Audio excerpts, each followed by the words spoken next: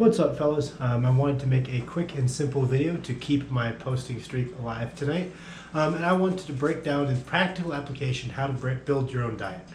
This is one of those things that I find very fascinating because I'll talk to people on the internet who are interested in lifting and internet lifting culture, and every single one of them can break down for me a pretty reasonable and articulate and scientifically accurate breakdown of what is important in diets, what isn't important, what are like the big stones, what are little stones, and basically they can break down how to write a diet for me.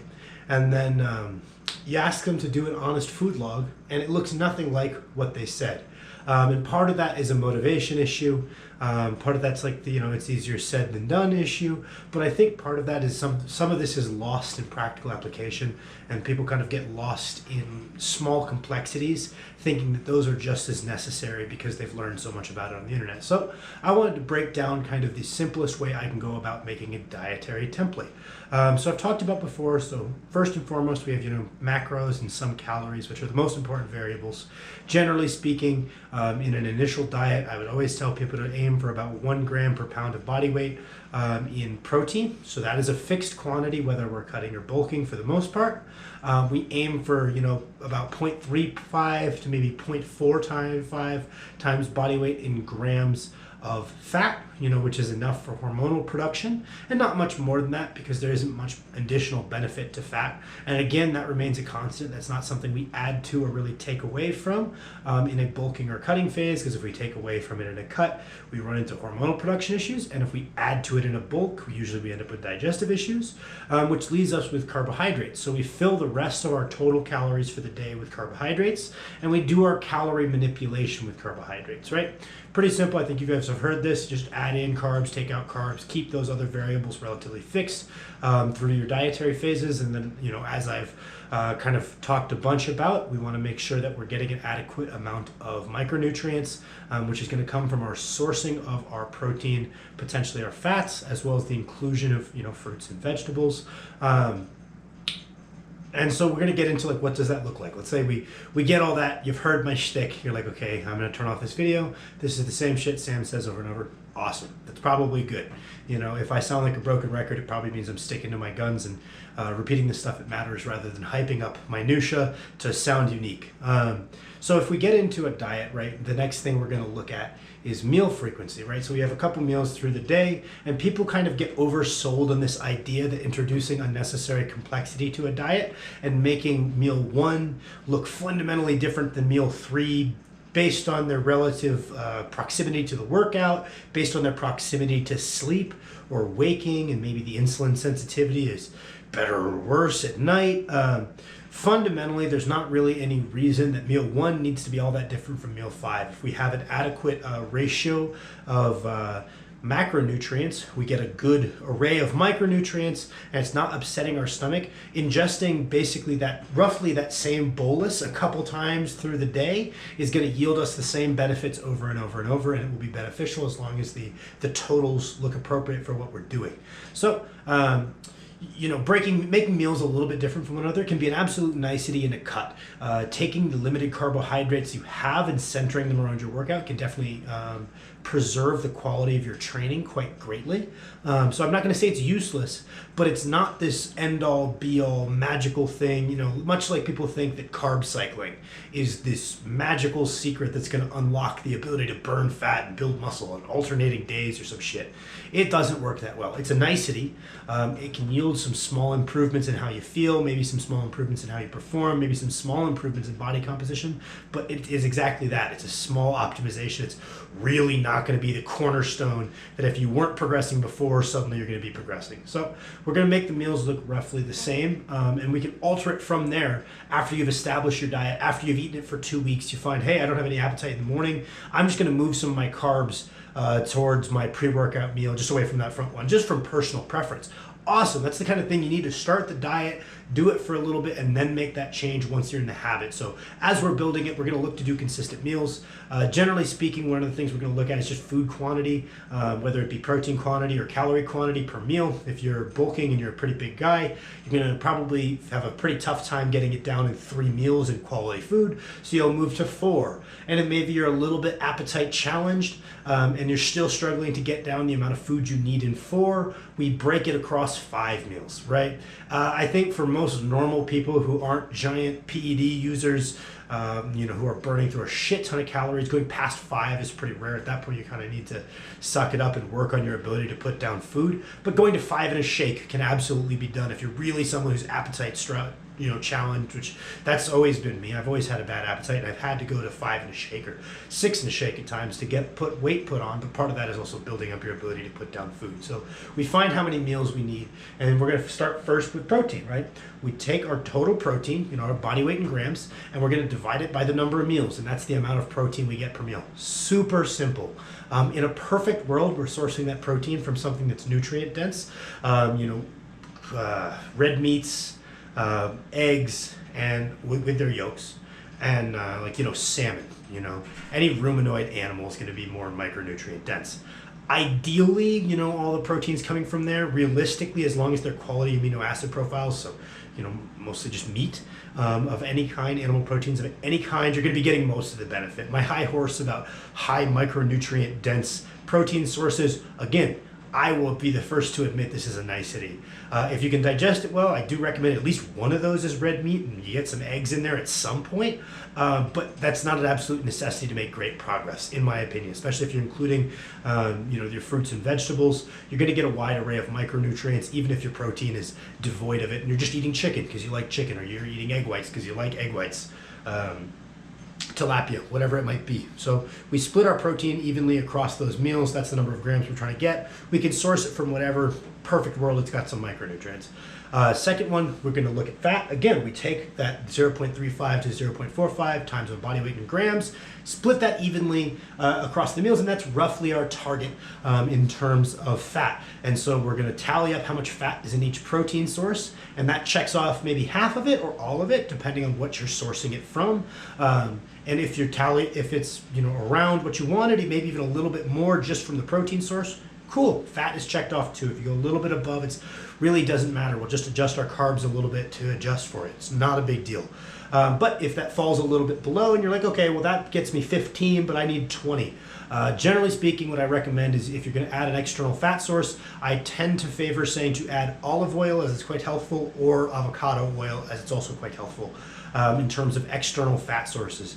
You can maybe use almond butter. I wouldn't necessarily recommend peanut butter quite as much. Wouldn't necessarily recommend. You can add butter. It's not the worst thing in the world. The literature kind of suggests that it's really not that bad for you. But as far as health benefits we're going to be gleaning from it, I would certainly lean towards the avocado oil, literal avocados, some almonds or other nuts, or the olive oil. I think I didn't say that one yet in this little rally. But yeah, one of those things I just said. Oh, and the egg yolks. So those are what I would lean towards to add in that additional fat. That list right there, if we're trying to add in a little bit of fat to get to that fat macro for each meal, those are going to be the ones I'm going to lean to first, and I highly recommend you do the same. For carbs, we're generally just going to be aiming for easy digesting, so you're probably looking at the bulk of them coming from rice or cream of rice or rice-based pasta if you want a different flavor profile. Rice-based noodles, right? All of these things you can eat in large quantities and they'll digest quite well. That being said, if you don't have digestive issues, you can mix it up a little bit. If you want to have pasta now and then, fit it within the carb macro to fill the rest of your total calories for the day. Divide it evenly between all the meals, unless you have a restricted carbs, in which case you might want to center them more around your workout. But again, I would eat the even meal through the day for like 2 weeks to just get in the habit before you make any adjustments. I think overcomplicating things before you start just raises the barrier to entry. So yeah, you can have like sourdough bread because it's fermented. is pretty easy to digest. It's not too bad as long as it's not in huge quantities. I mean, shoot, if you have no digestive issues, this could be a wide array of things. But generally, for the bulk of our carbs, we're looking to things that aren't crazy micronutrient dense, predominantly white rice, maybe some bread, maybe some other grains, and potatoes would also be great. If you digest them well, sweet potatoes, yams, golden potatoes, white potatoes, great source of potassium, bit of magnesium in them. Make sure you're eating the skins with them. Don't just eat mashed potatoes. And filling, I would definitely recommend, if those are something you enjoy, making the carb source for at least one of your meals the potatoes. As long as they digest well and you enjoy them, I think that would be worthwhile as well. And then we kind of get into the last two little things I would add, right? Which is anywhere from 2 meals to all of the meals. You want to probably have a small to medium serving of fruit, depending on how many. If you're splitting it across all your meals, it'd be pretty small. It could be even just a little bit of orange juice with one meal. It could be, 1 orange to go with the next meal, a banana to go. But frequently stimulating your liver through small ingestions of fructose are good. All of these things have, lots of, what are they called?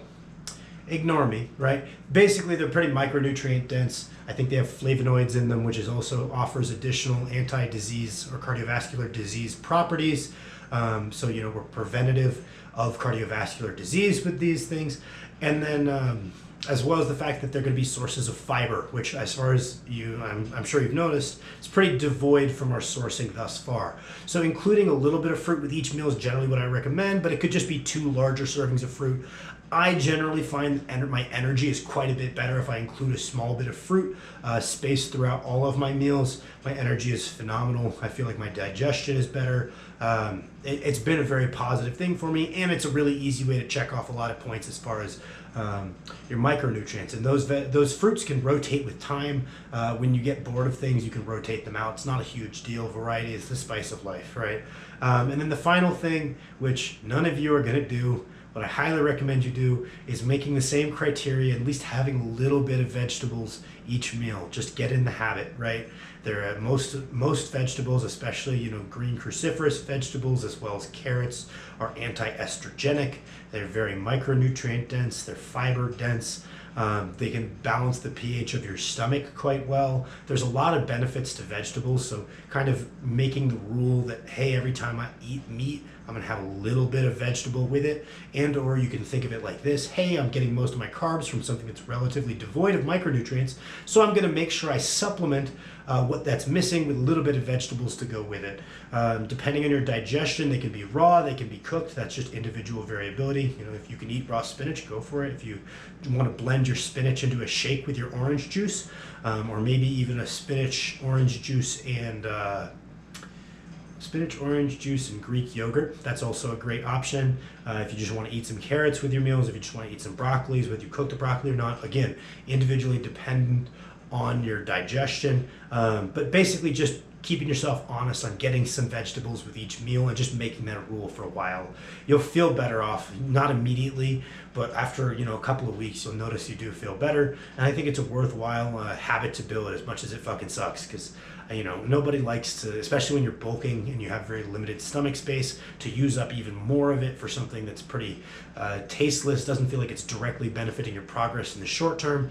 But I promise you from personal experience that it's worthwhile. And then the last thing we're going to touch on, that's the diet, right? We break it into however meals we need to. We break up our macros, as I mentioned. We source our macros, as I mentioned. We try to get us for a little bit of fruit. It doesn't even have to be a serving. Don't limit yourself to a serving. It can be less. It could be half of an orange. It could be a quarter of an orange. Just getting that bit of fructose is going to have a stimulatory effect on your liver and your energy levels. And it's a lot better than nothing. Don't stress about it. It needs to be a whole fruit. It could just be a bit, But we check off all of these boxes, right? And the last thing I would tell you, and this is the tricky one that's hard for a lot of people, is getting dairy in. If you're lactose intolerant, you can go try hard cheeses. You can try, Greek yogurt, Icelandic yogurt. The way they're fermented, they have less lactose. So while you might be unable to drink a glass of milk, you might be able to get away with this Greek or Icelandic yogurt. And if you can't get away with that, then you might be able to get away with a hard cheese. And if you can't get away with a hard cheese, then there's also lactose-free milk that you can give a try in small quantities, such as Fairlife, or lactose-free yogurt that you can give a try. If none of these things work, powdered eggshells are going to be your best friend as far as sourcing your calcium. But if there's any level of lactose tolerance that you have above that baseline, and lactose tolerance is something that can be built up to some degree, just because you're underproducing lactase. If you regularly intake lactose, that might upregulate a bit, so someone might need to titrate up their amounts and start with a very small amount of the Greek yogurt and then work their way up to 1 serving. But I would recommend, if you can and your stomach handles it, 2 servings a day of some sort of dairy product. It goes a long way as far as calcium in a very bioavailable form, but it also goes a long way in terms of other things, especially potassium. I think part of the reason that I have an easy time checking off my potassium is I am super fucking lactose tolerant. I can just chug glasses of milk and I feel totally fine. And that goes a long way, just topping off a couple of meals with a large glass of milk. The amount of potassium you're getting is very slept on, especially if you drink kefir. There's a great amount of potassium in Greek yogurt, but if you just drink yogurt, which is basically what kefir is, there's a phenomenal amount of potassium in there as well as other micronutrients. So I hope this helps you guys. I just wanted to keep my streak alive and keep honest on, putting out content whenever I can. Thank you guys for watching my video. As always, I appreciate all of you.